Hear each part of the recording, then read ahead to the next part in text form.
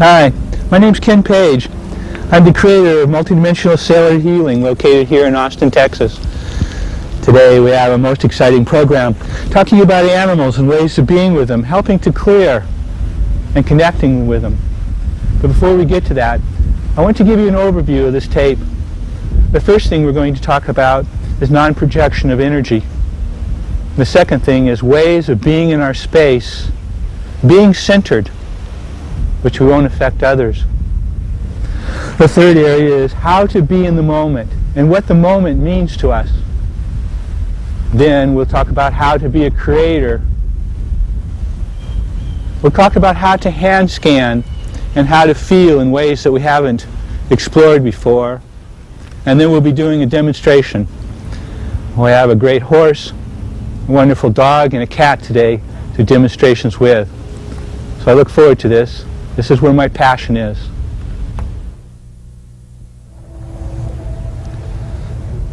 Non-projecting energy. And what does that mean? You know, we've been taught to send love and light, and we do that all the time. But is it love or light, or is it energy? And if it's energy, are we actually amplifying somebody else's creation? We believe so. We also know that your intention is the most powerful thing you have. But how many of us love ourselves completely? I mean unconditionally, love all aspects of ourselves. We have to ask that question before we send love and light. We're going to give you a simple, easy technique, one that you can use all the time. I know it sounds a little strange, but what if every time you went to the restroom, as you were sitting there or standing there, you just thought clear. Your intention was to clear your body and release out of your body. Just think clear. And then to draw your field, your essence, back into your body, to center yourself in your body. Draw your field in. And then third, to love yourself. To love that part of yourself that you might not like, that you might not feel good about. Loving yourself is a very important part. One of the things we find that most people's digestive tracts are just laced with thoughts. What if every time you eat, you're worrying, you're rushing, you're not paying attention to what's going on? Is it possible you take that food and program it with those thoughts? What would happen if you just took that 3 minutes or 5 minutes that you were eating and you were just thinking about the food? It would change energetically your whole system. It's a very important part. The other thing, when we're clearing all the thoughts that are out of the moment. Deepak Chopra talks about that the average person has 60,000 thoughts a day. He says 90% of those thoughts are thoughts of yesterday or the future, meaning they're out of time. What we're clearing each time is we're clearing those thoughts that are out of the moment, clearing them from our body. The next thing we're going to speak about is being in the moment. Being in the moment and being a creator. Now, here's what we believe, that we're here on earth to learn the conditions of unconditional love. We're here to master every single aspect that we as humans create. And as we look around the world, there's some pretty amazing things or hideous things that are being created at all times. We kind of look at them, one side there's love, and the other side there's hate, and then there's every single thing else we have. Each one of you has the most compassion for the things that you've experienced most in your life. You have the most compassion for yourself and others. What if we came lifetime after lifetime to experience all creation so we would be in a place of having compassion for other creators? If this is true, then where we're moving to is being a creator with ourselves, creating our own realities. What if you knew what your issues were? What if our subconscious mind has just been waiting for us to become conscious enough that we have been creating everything in our life? What have we created? The conditions, the understanding of what compassion and love really are. One of the things we believe is that we need to be unconditional with ourselves, unconditional in our own bodies with ourselves before we could have unconditional love for others. Now, one of the things that we also believe, and we hear all the time, that we're going to ascend, whatever that means. What we look at life is that ascension, before we can ascend and leave this reality as we know it, we're going to need to ascend, meaning bring our collective, bring ourself back into our space, back into our body.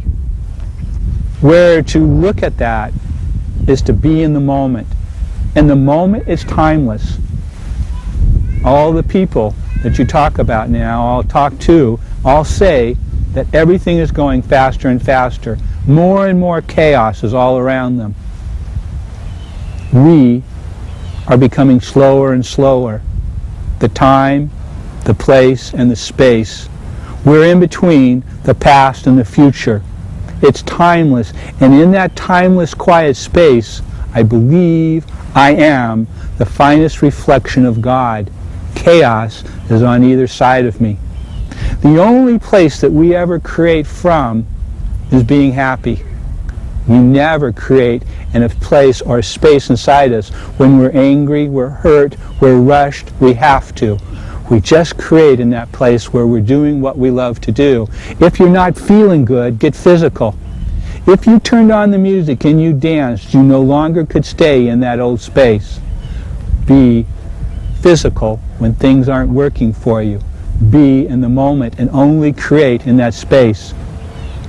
Now we're about to go visit our friends the animals, but before we do that, I need to draw my field in. I need to be totally present. I need to love myself, and by doing that, I will meet them where they are instead of bringing them into my space. Become aware of how you feel. Know your feelings. And when you're not feeling good, stop and ask yourself, what is that all about? Being empathic is something that all of us are becoming aware of. We're feeling everything. It's just a new way of feeling. So let's go visit our friends. They're waiting for us now.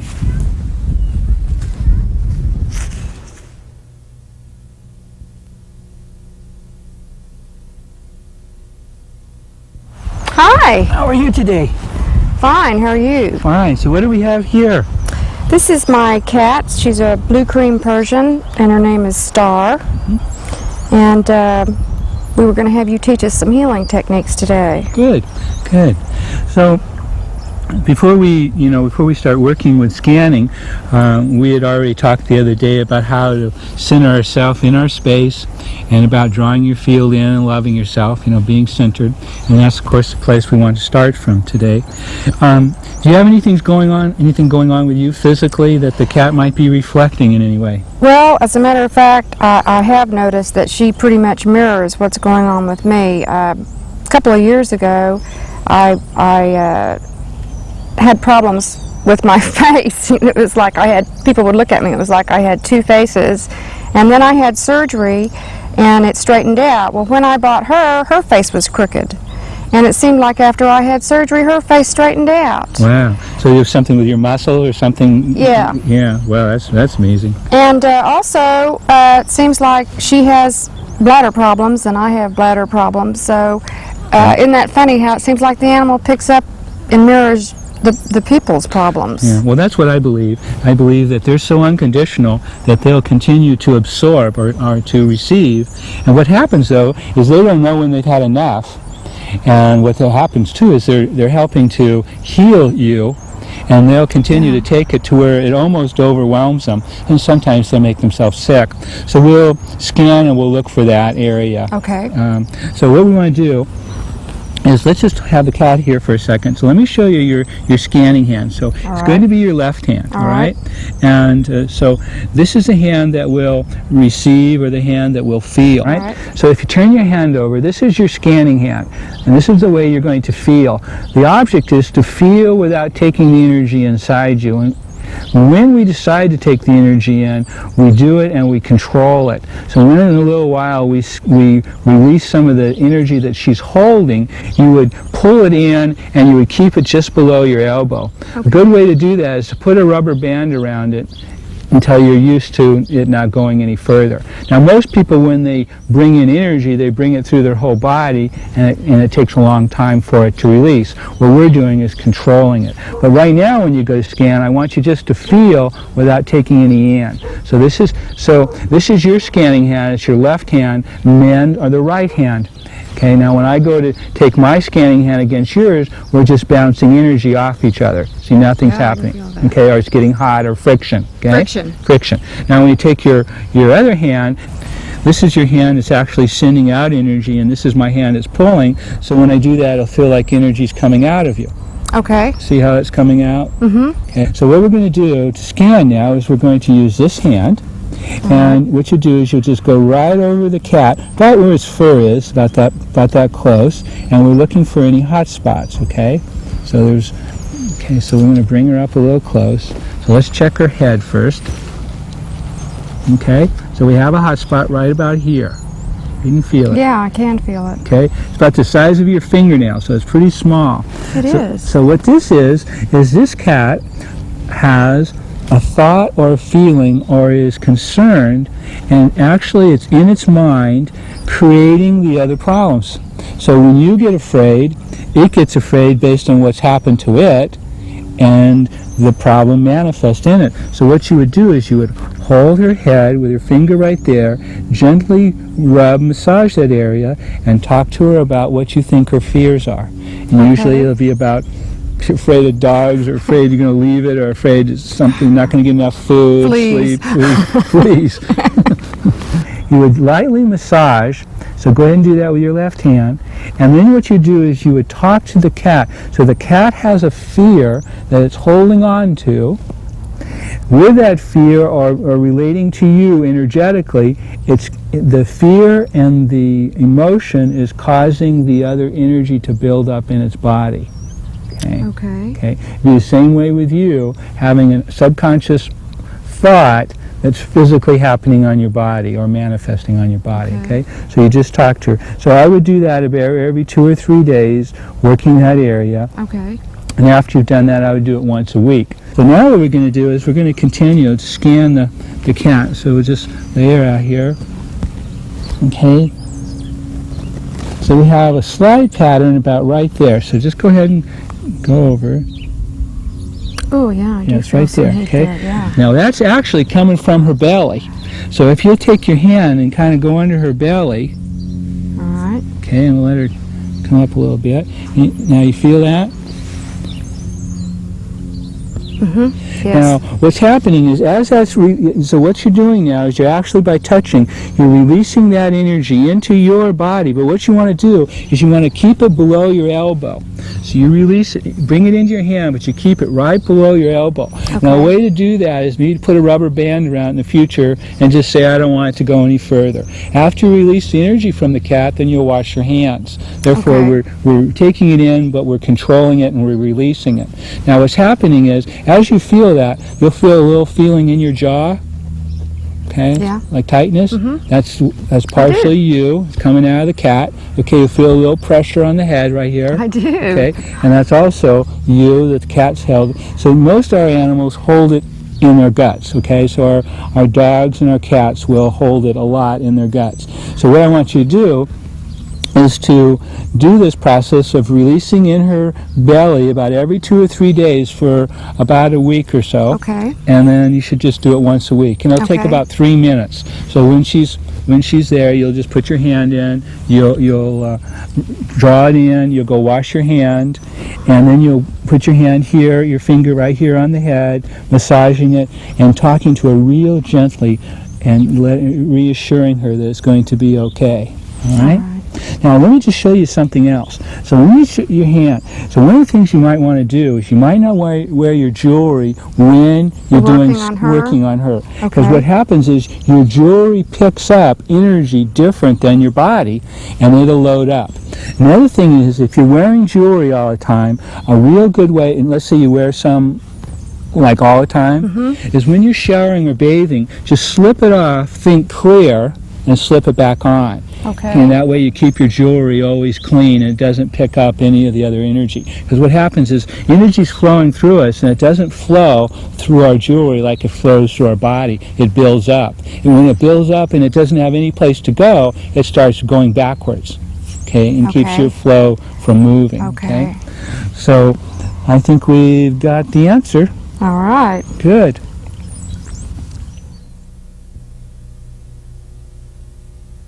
We've done Star, and we're going to move over to Rascal.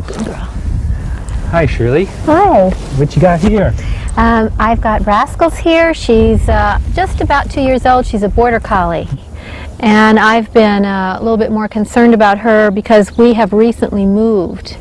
And she's been a lot more nervous. I don't know if it was a result of going to a new place or just that we have a family member now with us and he has some actual physical difficulties. A combination of maybe being nervous with the move and then some of the energy around that. I've noticed a change in her temperament.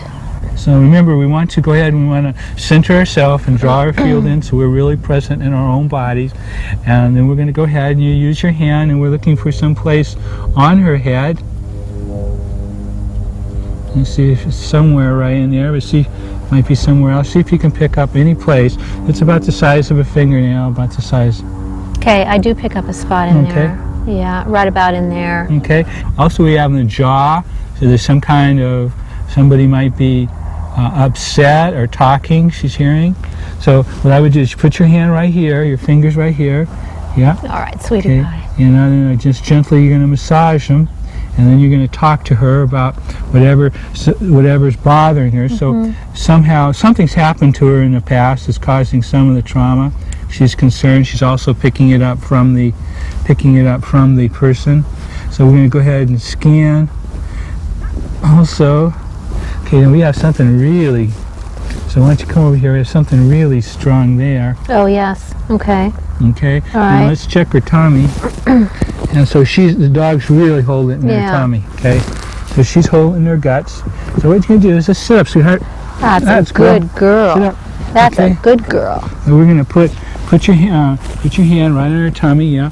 And then you're gonna take your sending hand and we're just gonna set it on her. And what you're gonna do is That's a good you're girl. actually replacing the energy that you remove out. Again, you're going to keep the energy from going up your elbows. So you kind of imagine that line being about 1 inch below your elbow, and you're just drawing that energy in. After you've done that, of course, you're going to release it.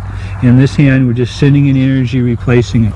Remember, when you give the dog or the animal energy, it's just meeting them where they are.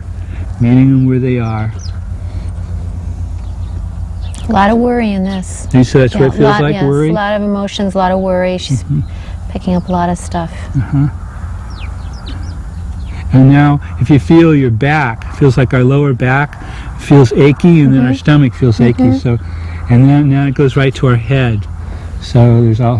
So it feels like about a 2 aspirin headache kind of pressure. Okay. Okay.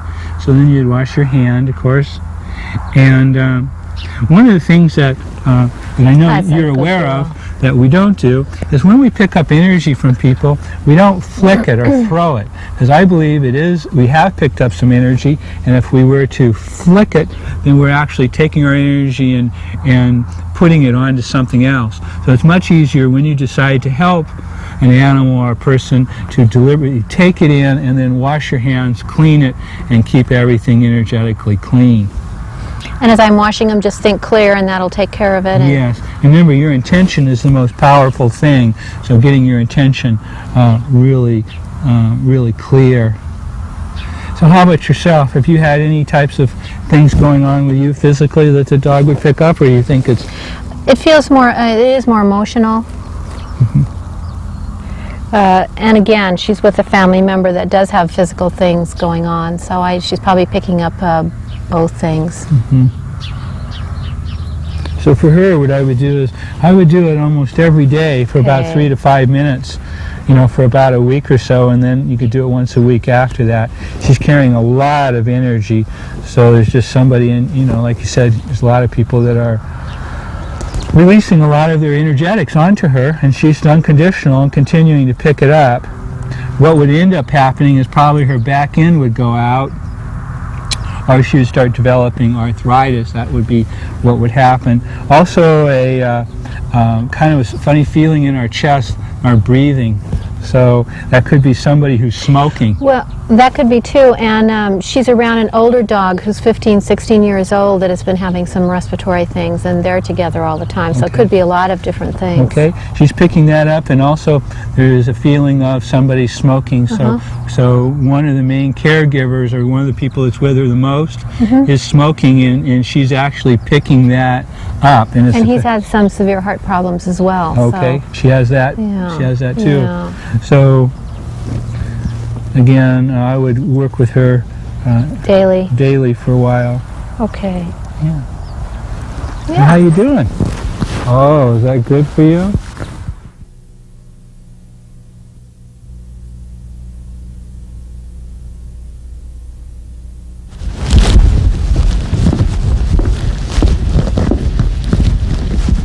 Being empathic, it's an interesting thing. I started becoming empathic about 5 or 6 years ago. What I believe an empath is one who can feel somebody without them feeling yourself. What we need to do when we're working with animals is to be in such a space where we can feel them and they cannot feel us. We meet them where they are. The other thing is, when I go and I approach a horse or a dog or a cat, I won't make eye contact with them. I will wait for them to make eye contact with me. You want to be very gentle. You want to move very slowly. With the horse, what you could do is you could also blow your breath into their nose.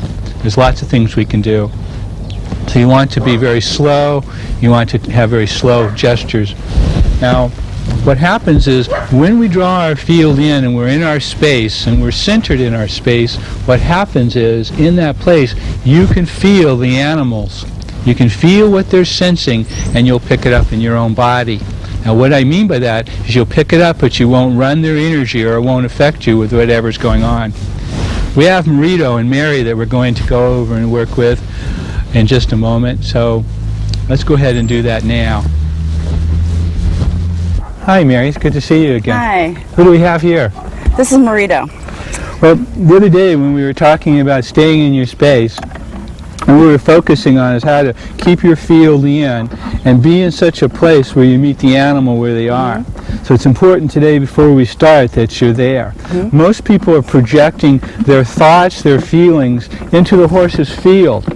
Most people want to feel the horse based on how we feel. So today, again, draw your field in, draw your center into your place. Where we're looking today, and I'm going to show you how to hand scan. Okay. It's really simple. What we do is when we move our hand over the horse, we don't quite touch the horse. Our hand is about 1 inch or 2. What we're looking for, any type of fields or patterns or grids. I'm not sure what it will feel like to you. They might feel hot or cool, but we're scanning to feel any spot. Once we do that, then we'll see what we have. So the best way to do that is if you give me your hands like this. For women, their scanning hand is their left. So what that means is this is a hand that draws in, this is a hand that feels. Okay. This is a hand that sends energy out. Okay. For men, it's the opposite. It's the right hand. I can't tell you why. It's just probably the way we're built. But most cases, all women have their left hand scanning and men their right hand. I'll show you how to do that. So if I take my scanning hand with yours, what happens is this, we feel like we're just bouncing energy off each other.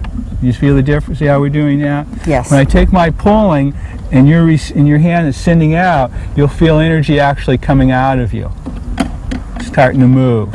Yeah. Yeah. All right. So this is your scanning hand, and what the object is to feel without taking the energy into your body. Okay. Okay. So we'll go ahead now, and we'll just scan your horse. Now, tell me a little bit about Marito. He's a 10-year-old Andalusian stallion, and he's being trained for dressage, and he's also used as a breeding stallion. So he has 2 careers he has to keep going simultaneously. Yeah. Now you're riding him? Yes. And what kind of riding are you Dressage. doing? Okay. And where is your training at this time? He's advancing up into the upper levels. He's doing the collected work and piaffe. Okay.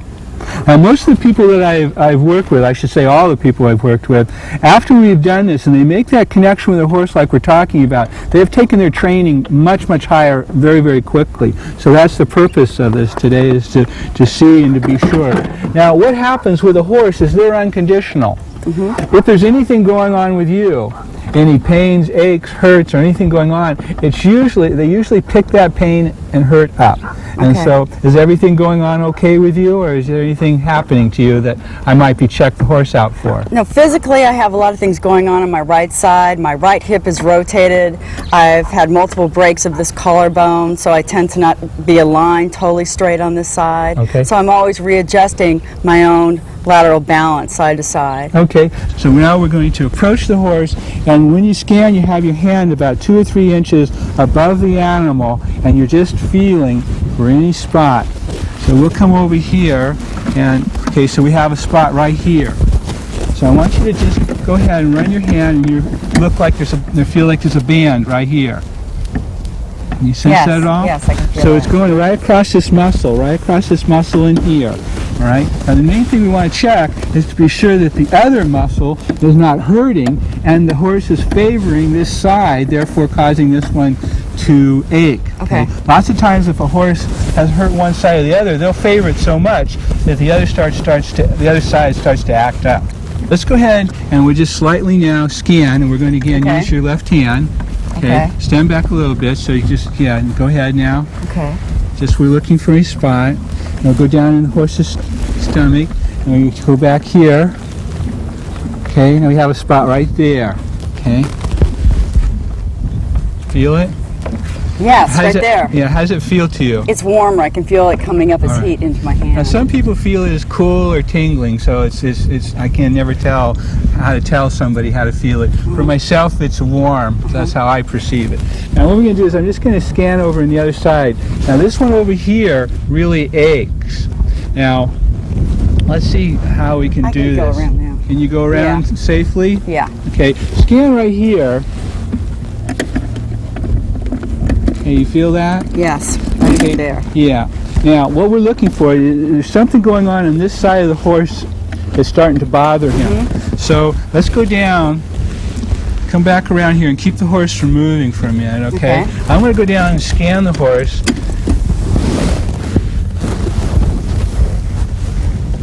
And what we're feeling here is we see we have a crack here on the wall of the hoof, but it's actually causing a slight ache.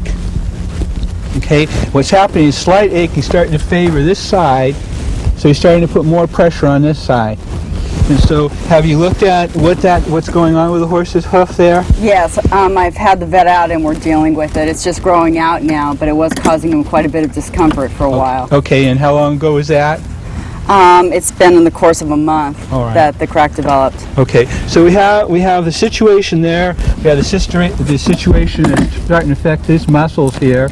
Because the horse is favoring it, it's affecting this side, and we know that we're going to be doing the pressure point here.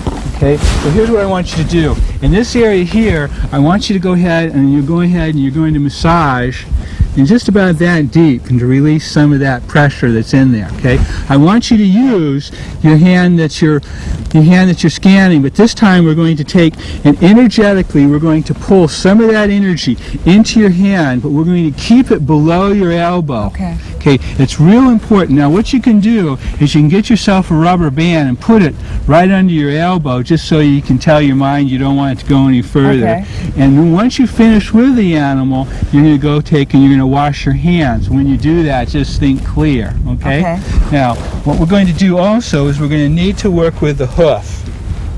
Okay, and we'll do that a little later. I'll have you do that by yourself or in a few minutes.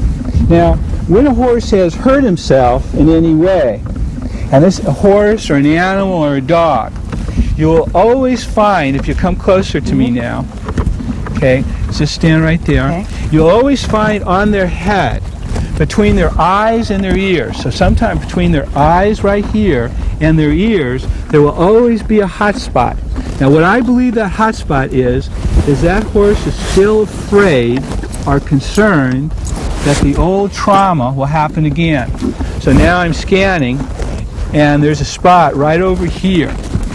You take your hand, your fingers, and you're going to do just massage that area. Yeah, that's a good one. We're going to massage it. But what you want to do is we need to reassure the horse that it's not going to happen again. Okay. Now the horse's problems will be very simple. They're either afraid, they feel that you don't love them, there's not enough food, you're going to get rid of them, or there's not a place to sleep or have fun. So their life is pretty simple.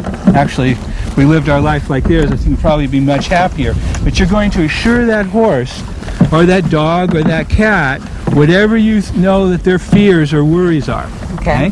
So, and what you do is as you're massaging that, you'll talk very softly and whisper into the horse's ear and tell that horse what it needs to hear. And you'll be surprised, it'll take about 2 or 3 days and this hot spot will leave. When the hot spot leaves, then the pattern that's being reflected on the body will shift. Okay. I see what you mean. Now, we're in a space now, and what's happening is normally if I was feeling a horse, I wouldn't be talking to you and having all the other things going on around here.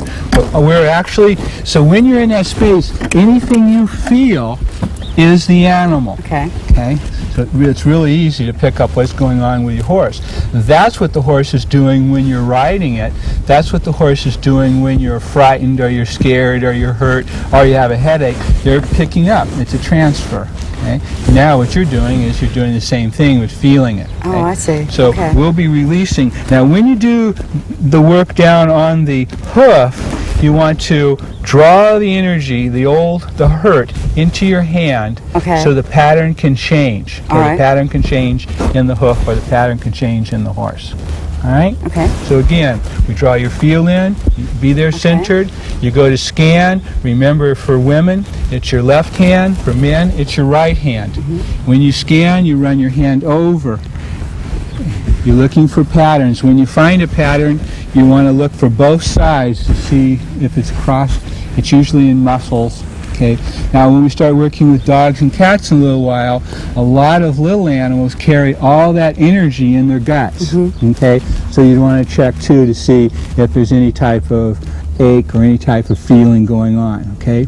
Okay. All right. Do you have any questions? No, not this time. Okay. Good. You can see the horse now starts to relax. He's Yeah. getting in there. Now what happens is, it's your intention. You're becoming one with the horse. The horse is becoming one with you. And that's the place where you want to do your riding. Okay? And in that place, you become one with the horse and you'll take your riding to a different place altogether. What we're trying to do in most cases is will the horse with our energy. I can really feel him relaxing, and I can feel his connection to me now. He's really Yeah. focused, Now, but how does it make your body feel? relaxed, and content, and warm, actually. Yeah, that's good. That's exactly where you're supposed to be. If people would meet animals in this place, the whole experience would be quite different. Yeah, his whole demeanor just changed. He's really relaxing into it.